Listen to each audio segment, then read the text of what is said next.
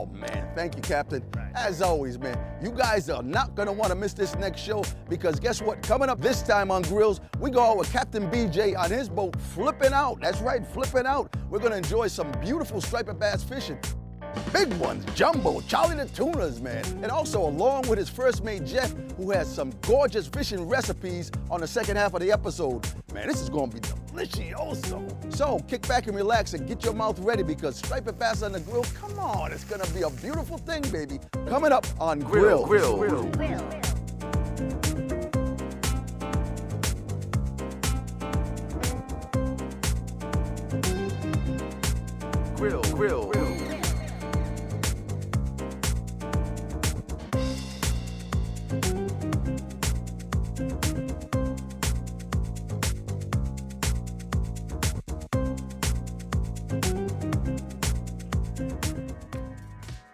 Captain BJ, thank you for coming on the show, man, and I appreciate you doing that and taking us on your boat, flipping out. Flipping out charters, yeah. It's Mark, nice to have you on board, and beautiful day, and let's see what we can catch What do you today. got in store for us today, man? What's really cooking, I man? think we're going to try to do a little top water fishing. Is that right? Then maybe a little trolling, and then maybe do a little trick with some eels. That, man. You know, a little top secret stuff. You got any striped bass in our future, perhaps? Huh? You know, we'll see what happens. Yeah, you it's know? a good thing. Now, where are we now? We're located on a beautiful beach, or yeah. Where are we at? We're going to be fishing around Second Beach here, Newport, Rhode Island, around some mansions and stuff. So, not only is it fishing, you know, some beautiful scenery. So you ready to have a good day? Let's do it. Let's do it. Man, without a doubt, man. Let's Thanks catch some again, man. fish. All right. Thanks for inviting us down. Okay, let's do it. You got it. Nestled in the gorgeous cliffs of Newport, Rhode Island, we found a diamond in the rough at an exclusive Portsmouth marina with the legendary fisherman Captain BJ Sylvia from Flippin' Out Charters. This place is hidden, and now we get to see for ourselves how the other halves live in harmony with the ocean. Historically, like the Vanderbilts, the Kennedys, and also Jay Leno, right here in little old Rhode Island. And like they say, New England has a treasure with some of the freshest seafood in the world. So get ready to experience a bonanza of fantastic fishing with a great crew and fantastic sceneries and loads of fun as we make our way along the Newport coastline. I'm so ready for this. You ready? First, we got to catch him to grill him, right? Yes, If sir. you don't catch him, you can't grill him. That's so right. we're gonna catch. We want to catch this one right here. You got a cow there? We want that one. We're picking it out. We want to pick that one right out right there. Oh my goodness. So you know, hey, we're doing a little trolling today. We like to fish a bunch of different ways. Trolling's just one of the ways that's been working for us right now. What's your inspiration for this? I've been doing this for a long, long time. My cousins owned a tackle shop in Middletown, Green's Bait and Tackle, and that's all I wanted to do as a kid. I wanted to work at that shop.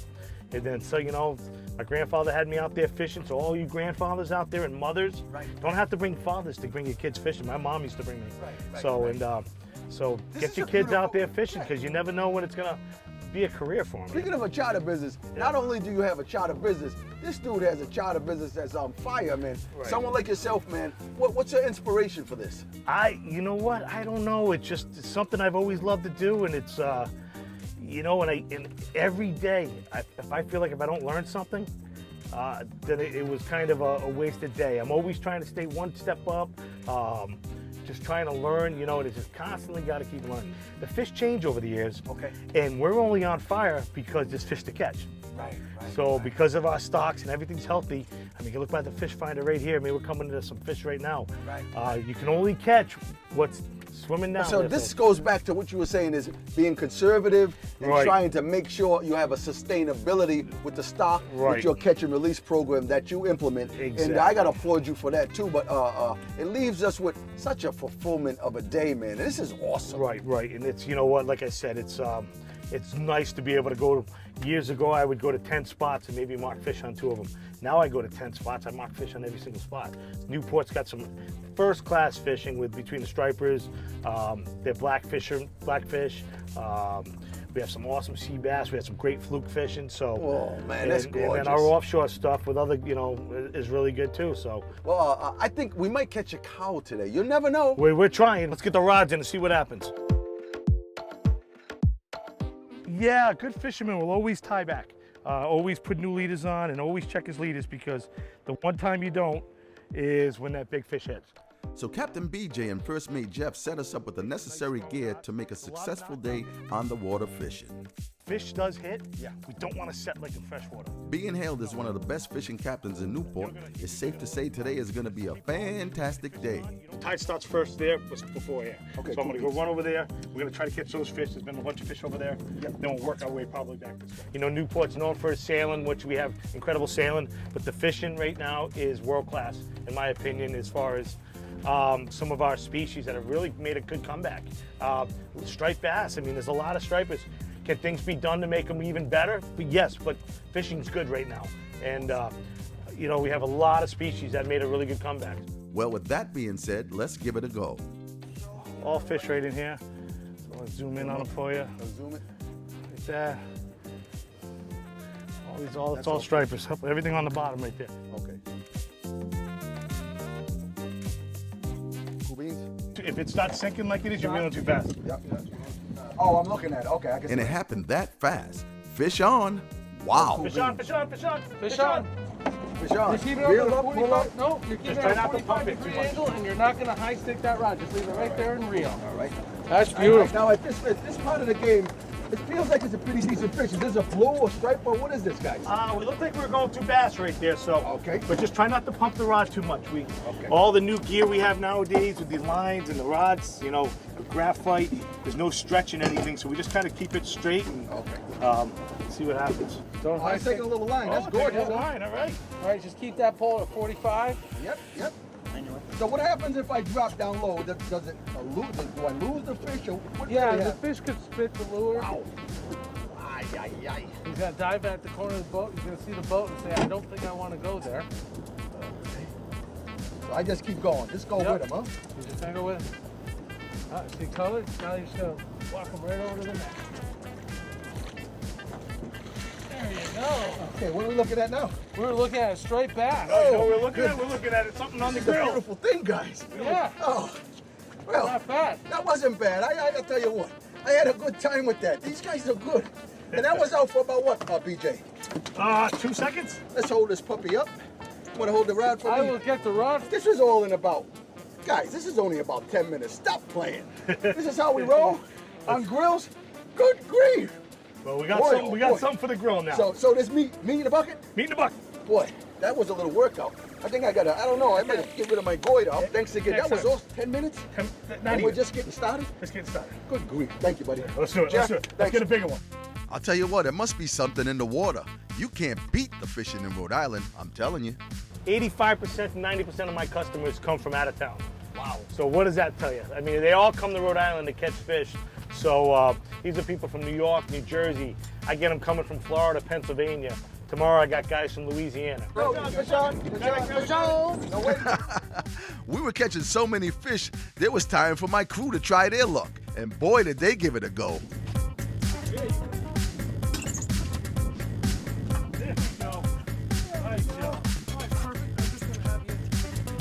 Good, so just go back. Here we go. Here it comes. Yep. Just keep going. Don't let the rod go down 90 degrees. I'm going to talk you into it. How does that feel now? I don't think this is happening. Okay, net's coming up. Okay, nice and easy right there, Casey. Perfect. Now let's go Look at line. Now, Jeff, let's go the line out. Yeah, and they were lucky, all right. It's good to be on Grillzz. I know how to treat my crew right, and I know they love me.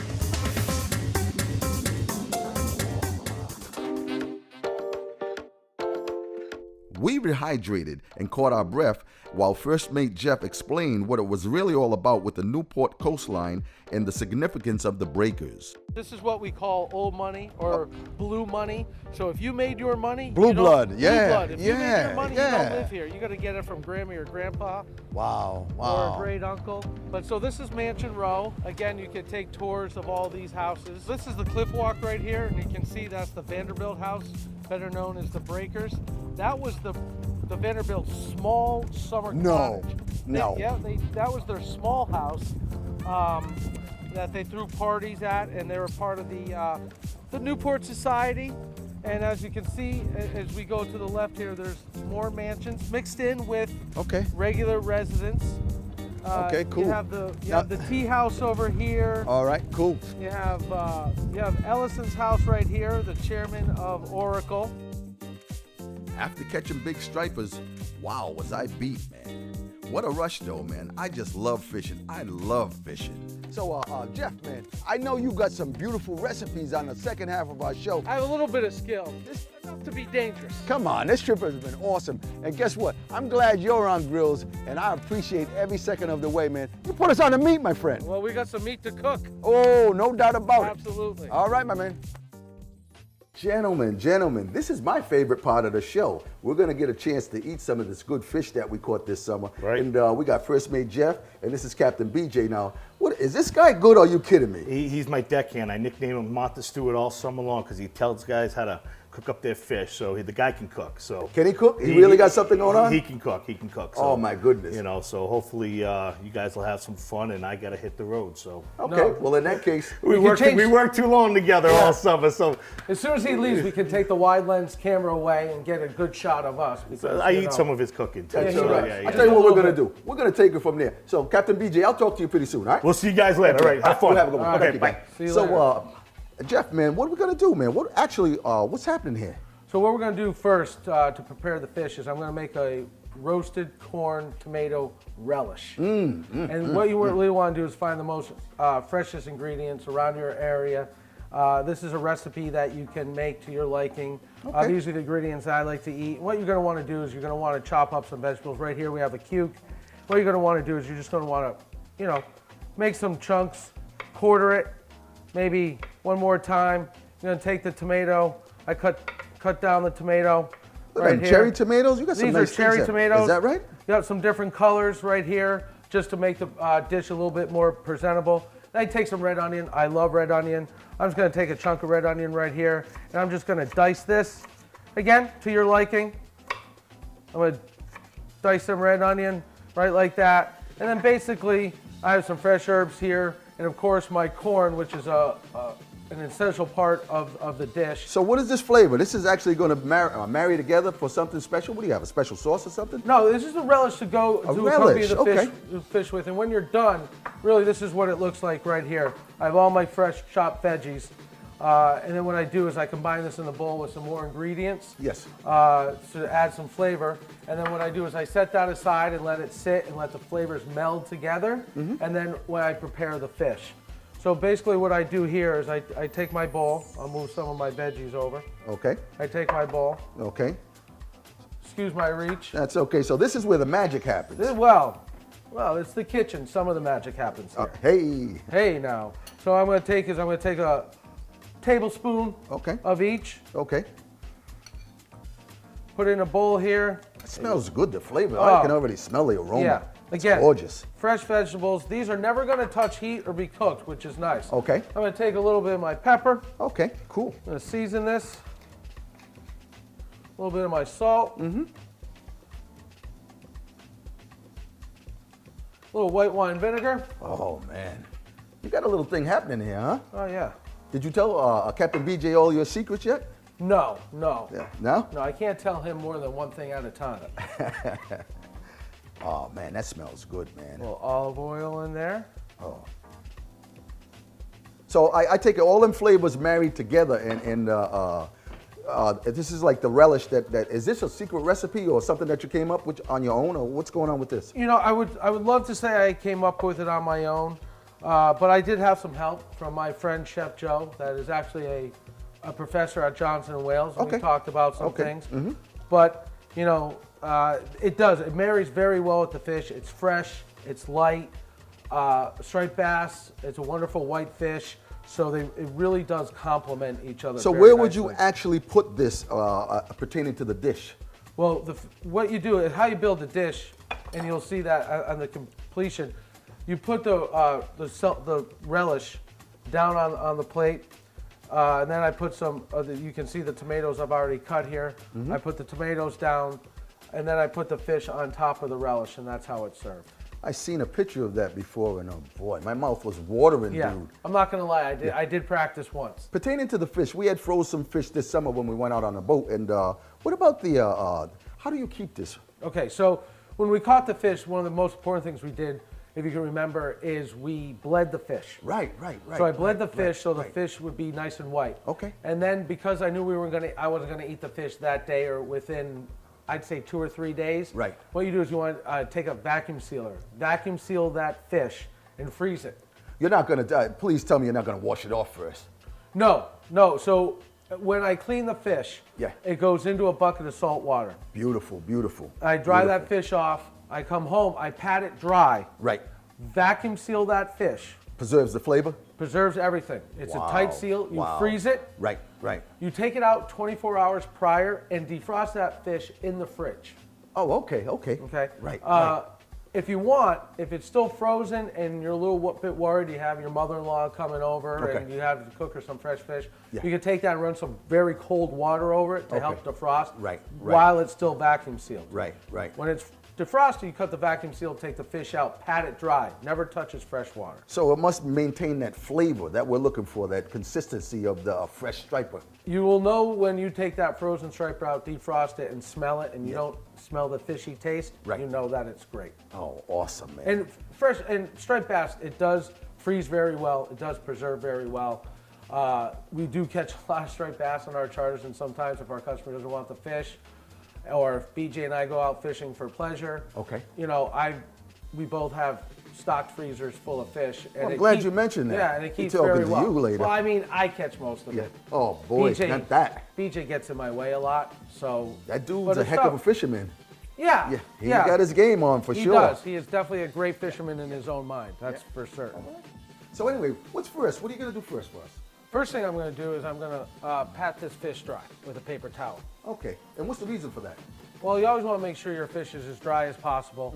And really, when I was about 8 years old, my mother taught me that. That's a beautiful thing. That's right. The next thing I'm going to do is you always want to season in a recipe throughout. So Okay. I season at each stage. So I'm Okay. going to take a little salt and pepper, Oh, beautiful. this fish. And I use seasoned salt. Okay. A little bit more on that. Really get it. And put some fresh pepper on. Oh, beautiful. Kinda like fresh cracked pepper, huh? That's right. Again, you guys, I season at each stage of the recipe. And the next thing we're going to do is that's going to go right in to our pan. Okay. Now, this pan is already hot, and you Okay. never want to put a piece of fish into a cold pan or cold oil. I'm just going to let this pan heat up for a second. Then what I'm going to do is I'm going to add about a tablespoon to a tablespoon and a half of olive oil. Okay. I'm going to put that right in there. And is this just for flavor, or you're going to use it as a grease component, something to just keep the fish moist as you go along and stop from sticking to the pan as you seared it? Well, all of those things Okay. is a yes. Okay. All flavor, yes, not sticking to the pan, but it's going to give a sear. Yes. It's going to caramelize the top of the fish. Okay. So it's going to have it should have a nice brown, beautiful crust Nice on golden top when brown. you're done. Oh, okay. Okay, cool. So that fish is going to go into the hot pan, flesh side down. Okay. Now, would you add any other thing but olive oil? Do you add any butter Not or at this, anything? not at this point. Okay. Okay. Not at this point. It's just olive oil in a hot pan. I'm just gonna get this olive oil, making sure. And one thing you always need when you cook, guys, is an oven mitt, because as my wife will tell you, I burn myself a lot in the kitchen. Okay. Cool. Cool. So typically when you're cooking in a cast iron pan, you really want that oil to start to smoke before you put in your fish or any meat products, because you really want that sear to happen right away. Where to does- seal in the flavor. Where does that temperature read for a sear? Nice sear is about. Well, you want to see, actually, you will see smoke. As you can see smoke rising from the pan now. Right. That's telling you and telling me that this pan is about ready for this fish to go in. Okay, it's not going to actually burn the fish, but it's going to No. lock in them flavors. It's going to sear that fish. And when you can still put your hand over the pan like this, you know it's not quite hot enough because you can stand it. Right. So I'm just going to wait until I feel that heat, that is right temp for this fish to start to cook, and I think we're just about there. So what I'm going to do is I'm going to take this fish right here. I'm going to put it on the flesh side down. Okay. Hear that sear? I'm going to take my spatula. I'm actually going to hold down the fish. Now this is going to go on in this pan for 2 to 3 minutes.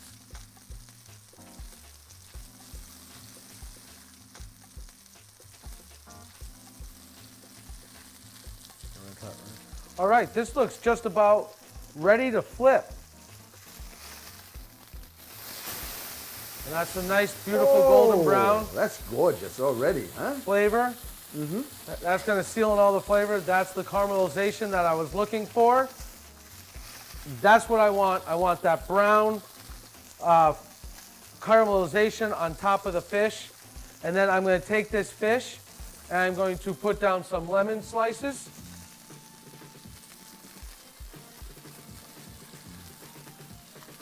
And where would that go? Once these are completed and you did all 4 of these, you'd actually plate them to go in the oven, or would you put the skillet in the oven also? The skillet will go in the oven. Oh, beautiful. So then I'm going to take some fresh thyme. And I'm going to put a dollop of butter. Oh, No, I'm not going to lie.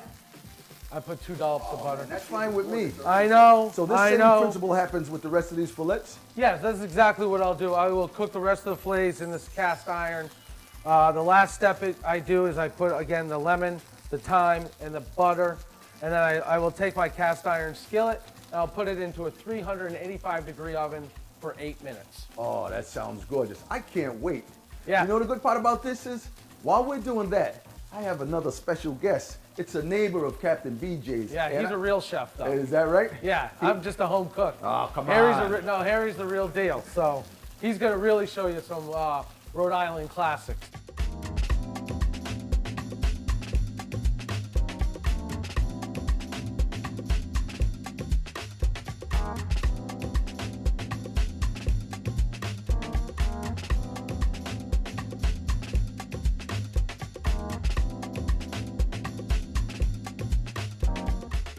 Uncle Harry, so you got something special. What do you got going on here? We're gonna make stuffed quahogs. Okay. Okay.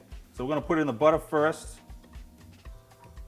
Oh, okay, that's generous. I like that. Next, we're gonna put the chorizo, which I've minced, mark in food processor. Okay, cool, cool. Okay. Then we're just gonna stir that around. We want to get that flavor in there. Oh, Sharice, that's the flavor automatically. Yeah. That's a beautiful thing. We're just gonna let that cook just for a couple of seconds. Okay. Let it cook. Because chorizo is already smoked. Okay, so now what we'll do is we're gonna put in Ritz crackers. Oh, It you got a gives- secret, huh? Well, it gives it that buttery flavor. Right, right. A lot of times people put just stuffing in, Yeah, and it's kind of yeah. a heavy feel to it. And we just stir that a little bit. Now, what does the Ritz crackers do, actually? Well, it helps bind it, but it also gives it like a buttery flavor. Now, I like stovetop stuffing. Okay. Okay. We'll put that in, add some water, and with the water, it's a touch and feel thing. You say, okay, maybe 6 ounces of water, but until you stir and all like that, and now we're gonna put a little bit of pepper. Okay, you guys like pepper. I like that. Yes, yes. The chefs like to season. And well, salt, it enhances the flavor. And of course, you can't go wrong with garlic. I love garlic. Okay. Garlic is a good thing. Okay, Garlic is a man's one friend. more of the garlic. Yeah, why not, huh? Okay, And then I'll put in the quahogs, which were also minced in a food processor. Okay.